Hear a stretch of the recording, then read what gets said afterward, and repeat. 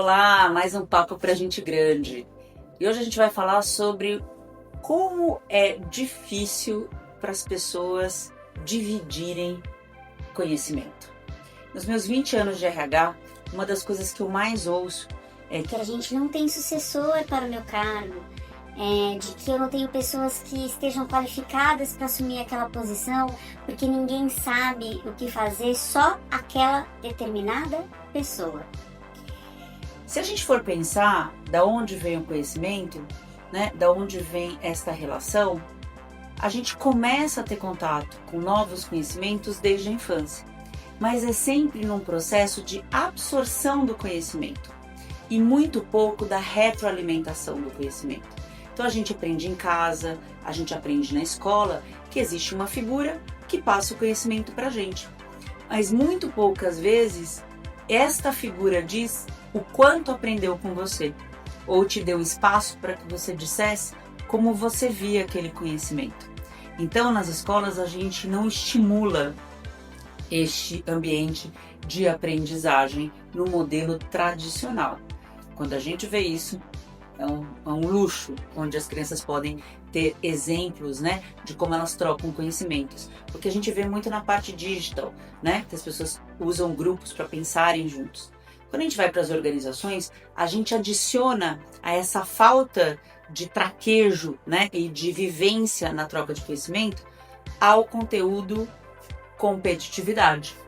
Então, se eu sei, eu domino. Se eu sei, eu tenho poder. Se eu sei, ninguém pode me tirar daqui.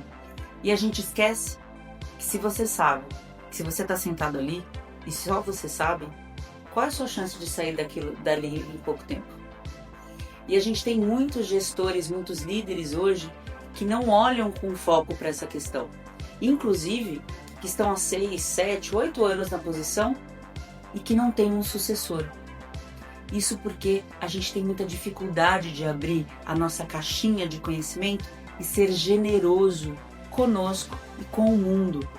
A gente precisa formar pessoas para este futuro, pessoas para este presente, para assumirem a nossa cadeira, e pessoas para a próxima geração para serem melhor do que nós sentados naquela cadeira, inclusive para serem boas em coisas que a gente ainda nem conhece.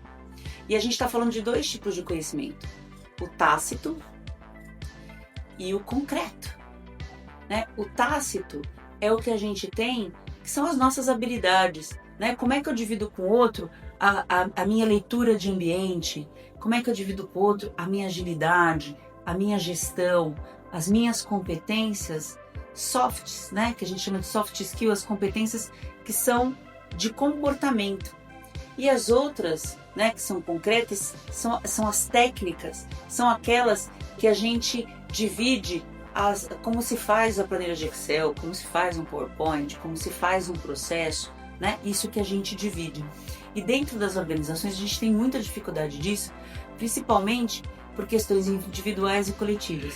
Muitas vezes eu tenho um problema de comunicação, muitas vezes eu acho que conhecimento é poder, muitas vezes eu não me sinto segura no meu ambiente de que a minha gestão vai me apoiar se eu passar o conhecimento para alguém. Eu vi no passado, quando o fulano começa a passar alguma coisa para alguém, logo ele é descartável.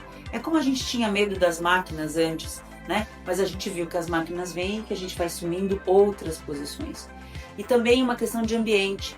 Muitos líderes não encorajam as pessoas a trocarem conhecimento. Muitas empresas não criam ambientes onde a gestão do conhecimento é feita de forma coletiva. E se a gente ficar tratando a cultura da organização de forma competitiva e não colaborativa, a gente vai ter cada vez mais dificuldade de dividir conhecimento.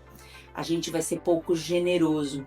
Quando a gente fala de empatia, quando a gente fala de um olhar legítimo para o outro, o passar o conhecimento passa por aí também. Então, as empresas precisam estar olhando para isso, porque senão a gente ainda vai viver sempre: quem que eu vou colocar neste lugar? Fulano vai se aposentar e eu não tenho ninguém que saiba. Fulano resolveu sair da empresa e eu não tenho ninguém para colocar no lugar dele. E os conhecimentos se perdem. Então é importante para você como gestor pensar sobre isso e pensar também na rotatividade das atividades. Muitas vezes você tem um funcionário fazendo uma coisa e você pode fazer com que ele faça outra coisa e que alguém que fazer outra coisa faça o que ele está fazendo hoje, que a gente chama no inglês de job rotation ou de trabalho rotativo, né? É fazer com que a gestão funcione para trabalhos colaborativos, fazer grupos de trabalho, fazer projetos únicos e não só com a sua área, chamar pessoas de outras áreas também, e assim a gente vai expandindo o conhecimento dentro da organização. Conhecimento não é poder, conhecimento é abrir portas para o futuro e para a sustentabilidade do seu negócio e para a sua carreira, é claro.